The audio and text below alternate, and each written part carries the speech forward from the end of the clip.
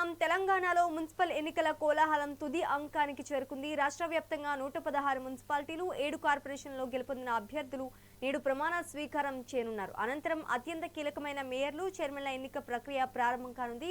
ఈ నేపథ్యంలో రాజకీయ పార్టీలు వ్యూహాల్లో మునిగిపోయాయి. ముఖ్యంగా హంగ్ ఏర్పడిన చోట్ల అధికారం దక్కించుకోవడమే లక్ష్యంగా సీఎం రేవంత్ రెడ్డి మంత్రులతో జూమ్ మీటింగ్ నిర్వహించి దిశానిర్దేశం చేశారు.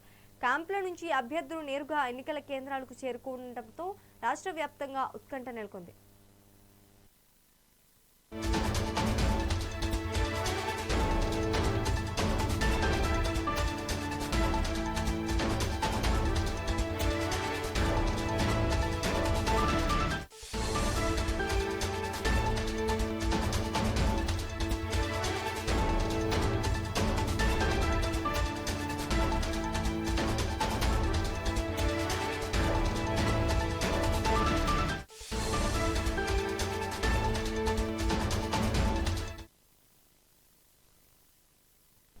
తెలంగాణలో మున్సిపల్ ఎన్నికల కోలాహలం తుది అంకానికి చేరుకుంది. రాష్ట్ర వ్యాప్తంగా 116 మున్సిపాలిటీలు 7 కార్పొరేషన్లలో గెలుపొందిన అభ్యర్థులు నేడు ప్రమాణ స్వీకారం చేయనున్నారు.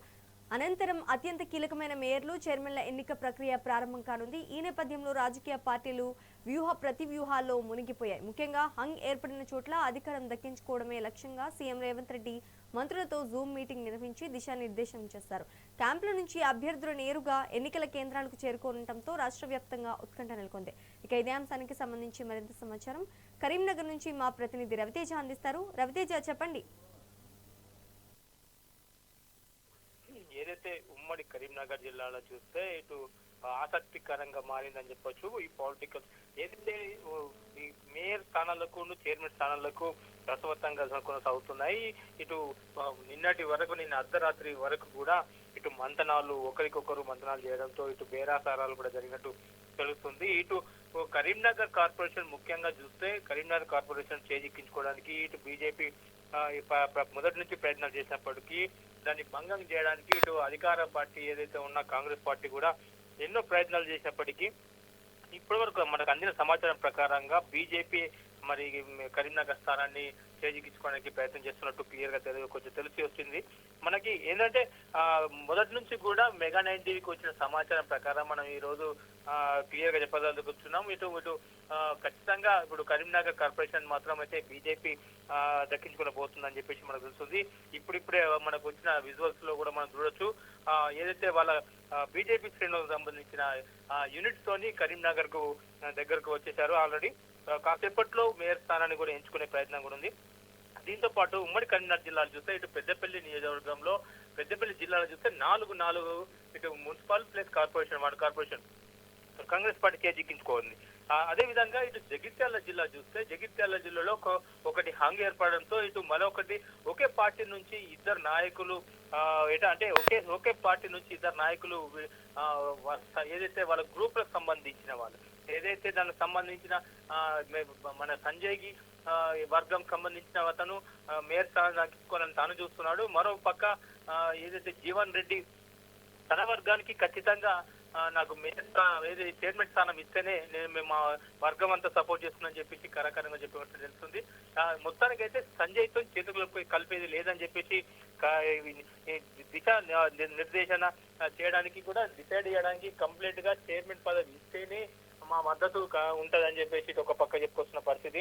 మరి చూడాలి కాసేపట్లో మరి చైర్మన్ మరి ఎన్నుకునే ప్రక్రియలో భాగంగా మరి బండి ఏదైతే సంజయ్ కి మరి మెజార్టీ దక్కుతుందా లేదా జీవన్ రెడ్డికి మెజార్టీ దక్కుతుందా అనేది కొంత ఉత్కంఠగా రేపనున్నది. చివరి వరకు మరి తేలాల్సి ఉంటది, వేచి చూడాల్సిన పరిస్థితి మనకి. అలాగే సిరిసిల్ల జిల్లా చూస్తే ఒకటి బీఆర్ఎస్ కైవసం చేసుకోగా ఇంకొకటి మన వేములవాడకు సంబంధించింది కాంగ్రెస్ కైవసం చేసుకుంది. కానీ మొత్తంగా చూస్తే కరీంనగర్ కార్పొరేషన్ మాత్రం అయితే ఇటు ఖచ్చితంగా కాషాయం జెండా ఎగరవేయాలని చెప్పేసి పట్టుదలతో ఉన్నాడు బండి సంజయ్.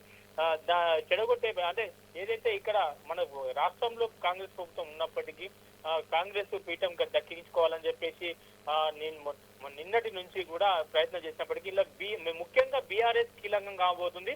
బీఆర్ఎస్ కు సంబంధించిన 9 మంది ఏదైతే సభ్యులు ఉన్నారో ఆ సభ్యులు మరి సైలెంట్ గా ఉంటారా లేకుంటే బీజేపీకి సపోర్ట్ చేస్తారా? అంటే కాంగ్రెస్ కు మాత్రం సపోర్ట్ చేసేది లేదని చెప్పేసి మనకు చెప్పినట్టు మనకు ఆల్రెడీ గంగుల కమలాకర్ తో మాట్లాడితే తాను చైర్మన్ పదవి ఇస్తేనే ఏ పార్టీకైనా మేము సపోర్ట్ చేయడానికి సిద్ధమని చెప్పేసి తను చెప్పుకొచ్చాడు.